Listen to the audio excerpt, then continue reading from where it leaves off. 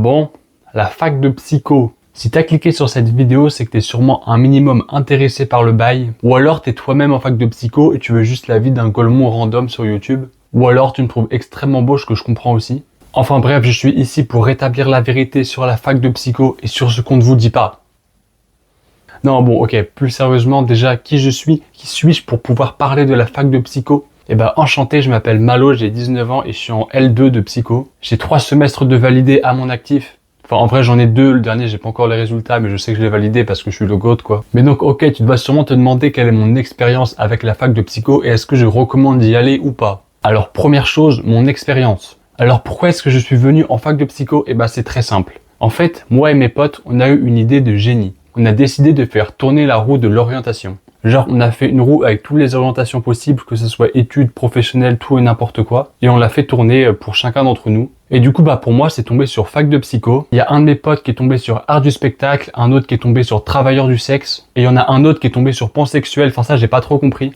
Je suis complètement fou. Évidemment, t'as compris que c'était une blague, mais ça l'est pas totalement non plus parce que j'ai choisi quand même un petit peu au hasard la psycho. Genre, au début de l'année, j'étais parti sur l'histoire. Après, je me suis dit, oh, pourquoi pas la psycho? En plus, c'est un peu plus sélectif sur Parcoursup et ça va un peu justifier mes bonnes notes du lycée. À ce moment-là, j'avais absolument aucun projet d'avenir. Je vivais totalement au jour le jour. Et donc, j'ai comme qui dirait cliqué au hasard sur Parcoursup et je me retrouve en fac de psycho. Parce qu'en gros, j'avais lu un livre de Green, je crois, un truc comme ça que j'avais bien aimé. Enfin, on est sur un niveau de débilité totale, mais bon.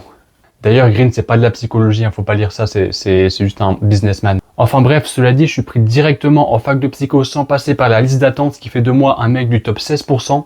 Cela dit, j'ai absolument aucun projet d'avenir, je ne saurais pas donner le nom d'un seul master à ce moment-là. Et donc voilà, l'été se termine, j'ai le seum et je fais ma pré-rentrée tranquillement à Rennes 2 parce que je suis un mec de Rennes 2, voilà, la rouge, tout ça, le communisme. Ouais, Mélenchon, Tatakae, tout ça là, vous avez la ref là, hop. Et donc je fais cette pré-rentrée et je me rappelle, il fait 40 degrés, il fait trop chaud, je joue à Clash Royale, j'ai ramené un pote avec moi, pourquoi pas, je m'en prends le... Ok, cela dit, à la pré-rentrée, je vais découvrir mes cours et le nombre d'heures de cours que je vais avoir par semaine. Alors, chose très cool qu'il y a dans ma fac, c'est qu'on peut choisir plus ou moins quand on a cours. Donc, au cas où tu le sais pas, je précise qu'à la fac, tu as les cours magistraux, les CM, c'est-à-dire des cours en amphithéâtre avec 200 personnes où tu écoutes un prof parler pendant 2 heures. Et les cours de TD, qui veulent dire travaux dirigés si je suis pas trop con. Ou en gros, c'est un peu l'équivalent d'une classe de lycée, vous êtes une trentaine, 35 peut-être, avec un chargé de TD et un prof pour vous tout seul. Du coup, c'est des cours qui sont plus interactifs, qui sont plus intéressants. Et en gros, en première année et en deuxième année aussi, c'est à peu près pareil. T'as genre 8 heures de TD et 8 heures de CM par semaine. Hop là, le chat qui s'incruste. Ah! Je fais tomber mon cactus. Hop là, dis bonjour à YouTube, espèce de gros, va. Du coup, je disais, il y a aussi 2 heures d'anglais et aussi 4 heures de mineur. Donc à Rennes 2, c'est comme ça. Après, je sais pas comment c'est dans les autres facs. Donc en gros, t'as 4 heures où tu choisis, soit tu prends une grosse mineure, genre histoire, philo, un truc comme ça, que tu fais 4 heures par semaine. Soit de petites matières bizarres qu'ils appellent des enseignements d'ouverture, je crois que c'est comme ça que ça s'appelle. Donc des enseignements d'ouverture 4 heures par semaine, mais t'en as 2. Enfin bref, peu importe, ça c'est très spécifique à ma fac et je suppose que c'est différent dans les autres facs, donc je vais pas trop m'attarder là-dessus. Mais en gros, tout ça c'est pour dire que je tourne entre 20 et 22 heures par semaine en gros. Et du coup, je sais que ça fait une réelle différence avec le lycée, t'as genre 6-8 heures de moins par semaine, ce qui est quand même beaucoup. Et question très importante, je sais que tu te la poses, est-ce qu'il y a beaucoup de travail maison, de travail personnel à faire en dehors des cours? Alors tout dépend de tes objectifs. Si tu vises un master plutôt prestigieux, vaut mieux beaucoup travailler quand même pour t'assurer une bonne place parce que les places sont limitées. Et si comme moi tu vises simplement l'obtention de ta licence et ensuite hustle advienne que pourra, non, il n'y a pas besoin de beaucoup de travail clairement. Cela dit, je pense quand même que c'est une très mauvaise idée d'aller en fac de psycho en mode je veux ma licence et hustle advienne que pourra, je sais même pas pourquoi je suis là. Je m'attarderai dessus tout à l'heure, là je vais rester sur l'aspect un peu plus logistique. Donc moi personnellement, je dirais que je travaille en moyenne 0 heure par semaine. En fait, ma stratégie de l'année dernière et cette année, je l'ai encore gardée, c'est d'optimiser la loi de Parkinson à fond. C'est-à-dire que plus j'ai de temps pour faire une tâche, pour réviser, plus j'en utilise. Du coup, je fais tout au dernier moment pour économiser un max de temps et avoir un max d'efficacité. Je crois que ce semestre-là, j'ai révisé au mieux genre 4 ou 5 jours avant les partiels. Je ne recommande pas du tout de faire ça, c'est ma méthode de travail de golemon, franchement, ne faites pas ça. Genre ce semestre-là, pour les partiels, il y a carrément une matière où j'ai fait l'impasse et une autre où je me suis réveillé à 6 heures du matin pour travailler. Alors que j'avais partiel à 8h15. Cela dit, encore une fois, si tu veux juste ta licence sans t'assurer une place en master, en fait, ça peut être valable. Selon mon expérience, si tu vas en cours, ça c'est très important d'aller en cours. Moi, je vais en cours beaucoup quand même, en vrai. Genre moi, ma stratégie sur cette licence, c'est vraiment d'aller en cours. Je te jure que si tu vas vraiment à tous tes CM et à tous tes TD, tu prends vraiment une longueur d'avance sur le reste. Pour te donner une idée, en fait, si tu veux, avec ma méthode de travail là, au premier semestre de ma première année, j'avais terminé 105e sur 480. Avec cette méthode du travail au dernier moment, alors peut-être que j'avais un peu plus travaillé au dernier moment, genre peut-être une semaine avant, parce qu'en fait, ce qu'il faut comprendre, c'est que la fac, c'est grosso modo un milieu de branleurs. J'ai quand même fini presque top 20% en ayant complètement rien à foutre des cours. Cela dit, le piège de la fac de psycho et le piège de la fac en général, c'est que tu peux être top 20%, top 15% et ne même pas être pris dans le master que tu veux. Parce que je sais qu'on dit, il y a un gros drama Parcoursup et tout, en mode c'est horrible et tout, ok, pourquoi pas. Mais le véritable problème de ce 21e siècle, c'est mon master. Genre, je veux dire, c'est une dinguerie le nombre incalculable de gens qui n'arrivent pas à trouver un putain de master. Et qui parfois vont se retrouver dans un truc qu'ils veulent pas faire. Et du coup, ils ont fait 3 ans d'études pour faire un truc qu'ils veulent pas faire. Et ils vont devoir continuer pour justifier ces 3 ans d'études. Et voilà, tu finis dans la rat race à être malheureux. Et puis voilà, c'est chiant la vie, putain. Et c'est pour ça que ma conclusion, c'est que si tu vas en fac de psycho, il te faut un objectif clair. Mais j'y reviens dans un instant. Ok, je me suis un petit peu égaré, mais tout à l'heure, j'étais en train de dire qu'on peut choisir ses horaires dans ma fac. Genre, tu choisis ton groupe de CM, ton groupe de TT, ton groupe d'anglais. Et du coup, si tu te démerdes pas trop mal, bah, tu vas te retrouver avec un emploi du temps qui devrait à peu près te convenir. Déjà que t'as pas trop d'heures, si tu peux à peu près les placer comme tu veux, et bah, c'est plutôt cool. Et encore une fois, c'est totalement spécifique à ma fac, à Rennes 2. Ça varie totalement en fonction des facs. Même si j'ai vu une vidéo d'une autre meuf sur YouTube qui s'appelle Juliette, que je t'invite à la regarder d'ailleurs si t'es intéressé par la fac de psycho parce qu'elle en parle beaucoup. Et donc, elle dit qu'elle a également le même système de fonctionnement où elle peut choisir son groupe de CM, son groupe de TD. Et ça, tu dois pouvoir te renseigner là-dessus probablement s'il y a dans ta fac ou pas. Et sinon, comment ça marche au niveau de la notation, au niveau des examens? Alors, encore une fois, c'est un peu dur d'en parler parce que c'est très spécifique aux facs et bah, ça dépend encore une fois des facs. Mais en tout cas, à Rennes 2, dans ma fac, c'est surtout des partiels, c'est-à-dire des examens terminaux et très peu de contrôle continu. Genre, par exemple, ce semestre-là, j'ai eu contrôle continu juste en anglais et en psychologie du développement et aussi à 40% en statistiques. Enfin, théoriquement, c'est censé être 100% contrôle continu, les statistiques. Mais en fait, on a une évaluation finale qui compte pour 60% de la note, donc c'est quasiment un partiel, en fait. Et du coup, en ce qui est de toutes les autres matières, c'est-à-dire ce semestre-là, par exemple, j'ai eu psychopathologie de l'adulte, psychopathologie de l'enfant, neurosciences et méthodologie expérimentale. Et bah, ces 4 matières-là, plus les mineurs, c'était en partiel, c'est-à-dire des examens terminaux qui comptent pour 100% de la note du semestre. Et c'était tous des examens d'1 heure, sauf les neurosciences où c'était 1h30. Et du coup, je sais que ça peut être très stressant pour certaines de devoir jouer tout ton semestre sur 1 heure à gratter sur une copie, j'en suis conscient. D'autant plus que la notation dans les matières où il faut rédiger comme psychopathologie de l'adulte ou psychologie clinique de l'enfant, eh ben c'est très dépendant du correcteur et tu peux vite te faire baiser en gros. Et je sais que ça peut être très frustrant. Cela dit, il n'y a pas que de la rédaction en psycho, tu as aussi des QCM ou encore des exercices. Genre par exemple, ce semestre-là, sans compter les mineurs, j'ai eu 2 matières en QCM, 2 matières en rédaction et une matière où c'était un exercice. Et en ce qui est de la difficulté, moi je trouve que c'est relativement facile la fac de psycho. Alors ça reste mon appréciation personnelle, mais en gros les matières à QCM, si tu les travailles sérieusement, tu peux n'avoir que des bonnes notes. Genre par exemple, moi j'ai pas du tout travaillé sérieusement la bio et j'aurais une mauvaise note ce semestre-là. Mais par exemple, l'année dernière, j'avais un petit peu travaillé les statistiques et puis globalement, les statistiques, c'est assez facile et du coup, j'avais eu 20 sur 20. Et en vrai, les matières où il faut rédiger, moi, j'ai toujours eu des notes supérieures à la moyenne, sans trop réviser encore une fois, donc bon, tant mieux.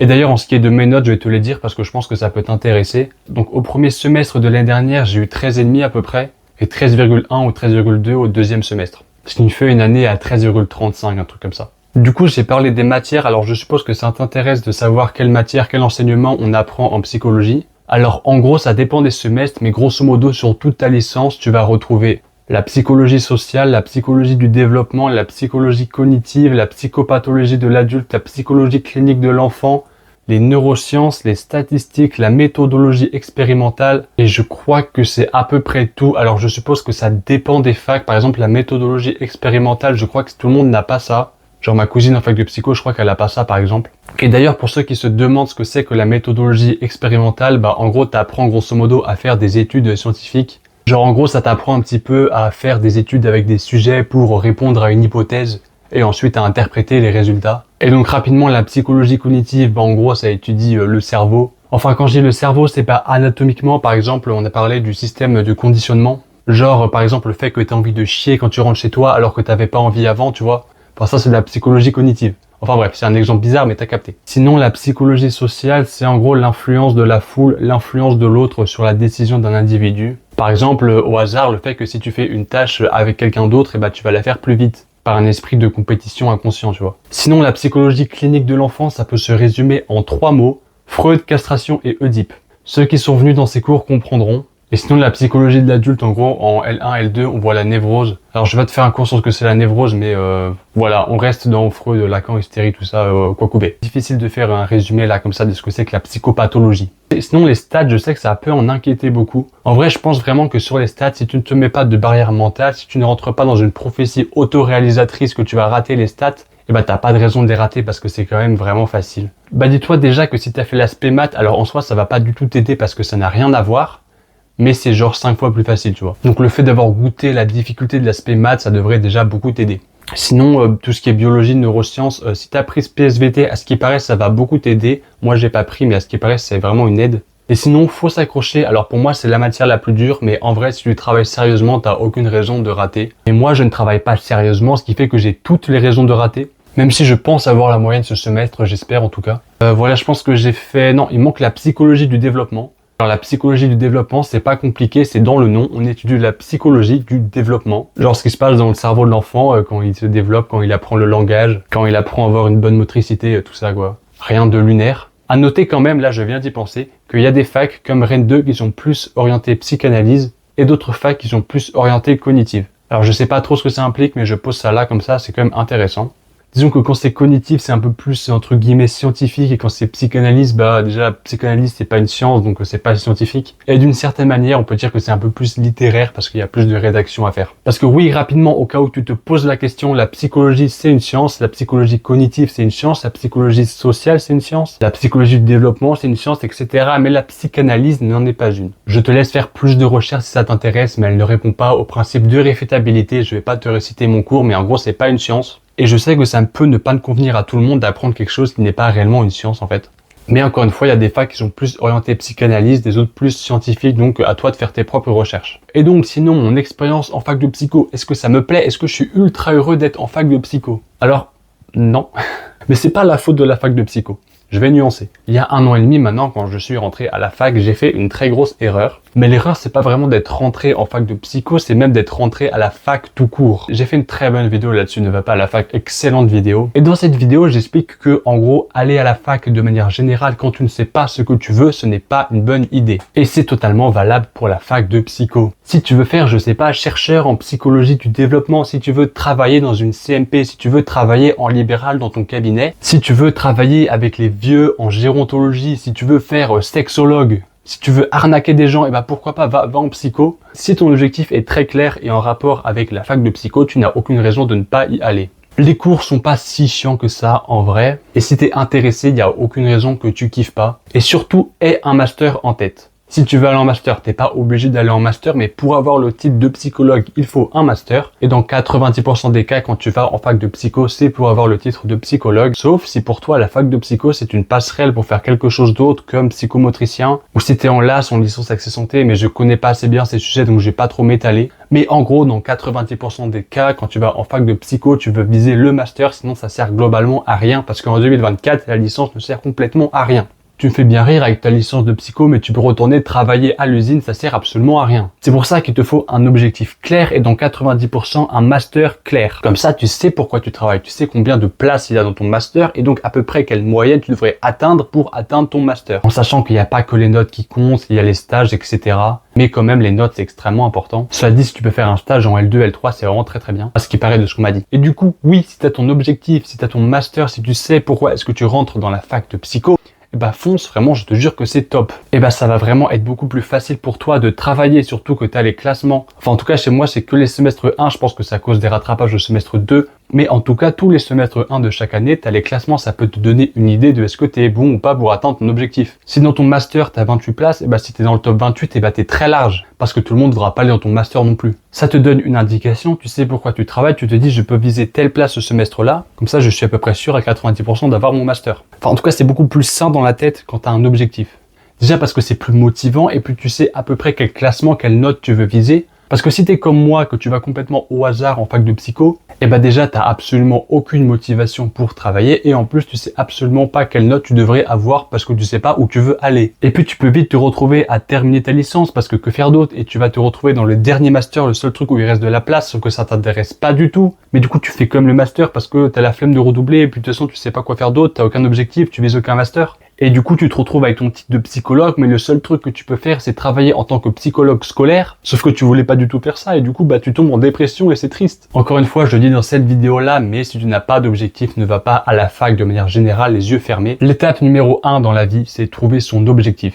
Je vous jure vraiment, les gars, les filles, que la clé du bonheur, c'est trouver ton objectif et... Oula, pardon, le signe était un peu bizarre. Je disais donc, excusez-moi pour ce geste un petit peu ambivalent, je disais donc que vraiment, pour moi en tout cas, la clé du bonheur, c'est trouver son objectif et s'en approcher le plus possible. S'approcher de son objectif, c'est vraiment kiffant de ouf. Et par exemple, moi, mon objectif, c'est 100 000 abonnés. Et du coup, la fac de psycho, je m'en bats les couilles. Et ça fait que vraiment, je suis beaucoup plus heureux depuis que j'ai lancé cette chaîne YouTube qu'avant où j'avais absolument aucun objectif dans ma vie. Ou alors, c'était des objectifs très superficiels comme essayer de faire top 100 cette année en fac de psycho. Alors que ça me servira absolument à rien, mais que ça me rapproche d'absolument aucun objectif car je n'ai aucun objectif en rapport avec la fac de psycho. Cela dit, je vais tout de même nuancer mon propos parce qu'il arrive tout de même très régulièrement que quelqu'un arrive en fac de psycho en se disant je vais faire criminologue. Mais au bout d'un an de licence, il ou elle peut très bien se rendre compte que son rêve c'est en fait de travailler en CMP. Alors CMP ça veut pas dire commission mixte paritaire, c'est juste un service public de Wish. Un truc avec 2 ans d'attente, enfin bref c'est un peu l'enfer parce que c'est les services publics et on est en France, mais voilà bref peu importe. Ce que je veux dire c'est que ça peut arriver complètement de se rendre compte qu'on s'est trompé d'objectif et de vouloir changer. Et c'est tout à fait ok quand je dis que tu dois avoir un objectif, tu n'es pas obligé de le garder. Il faut vraiment que tu en aies un, je pense, quand tu entres à la fac, quand tu entres en fac de psycho. Mais si ton objectif change ou que tu n'as plus d'objectif, eh ben c'est ok. Enfin non, c'est pas vraiment ok à long terme d'avoir plus d'objectifs, mais à ce moment-là, tu peux te réorienter. Vraiment, n'hésite pas à te réorienter. Si tu te rends compte au bout d'un an qu'en fait ton objectif, eh ben tu te sens plus de faire ça toute ta vie, même si la fac de psycho te plaît par ailleurs, n'hésite pas à te réorienter. Le plus important, c'est la direction dans laquelle tu vas, n'oublie jamais ça. Même si la fac de psycho c'est bien, et bah si tu n'as pas de direction, ça ne sert à rien d'y être. Et alors là, tu vas me dire, bah oui, merci, t'es bien gentil, mais pourquoi toi t'es en fac de psycho, espèce de golemon? Et bah tout simplement parce que j'ai pas d'autres objectifs en tête dans les études supérieures. Donc je vois pas trop où me réorienter et j'ai pas les couilles d'arrêter les études, du coup je garde un peu cette sécurité. Et puis qui sait, peut-être qu'un jour je vais avoir une révélation et je vais me dire wow, en fait psychologue du travail c'est trop un banger et je vais finir psychologue du travail et je rirai en regardant cette vidéo. Qui sait, cela dit c'est très risqué d'aller en fac de psycho en se disant j'espère avoir une révélation.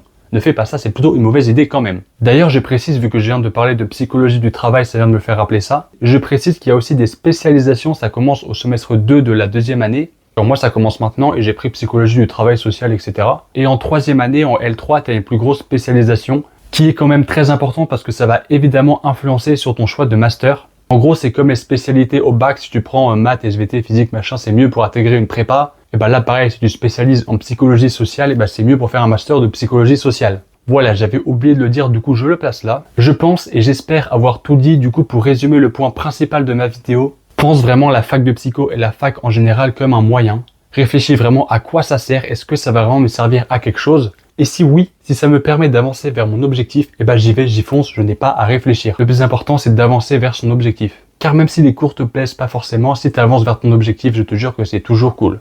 Sinon, j'espère que je t'ai pas trop perdu et que j'ai pu t'aiguiller dans ton choix. Je te fais des bisous et je te dis tchuss!